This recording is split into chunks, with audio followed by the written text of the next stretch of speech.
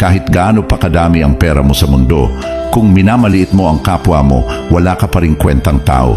Maraming mayaman sa pera pero mahirap sa ugali.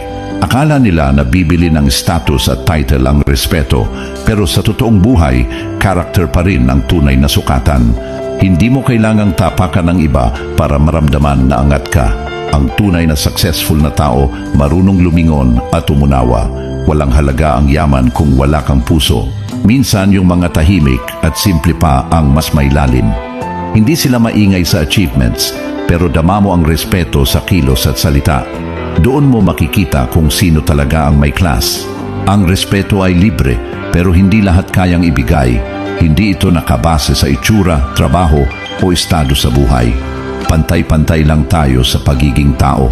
Sa huli, hindi pera ang maaalala ng mga tao tungkol sa'yo, kundi kung paano mo sila trinato nung wala kang kailangang patunayan. Doon nasusukat ang tunay na yaman.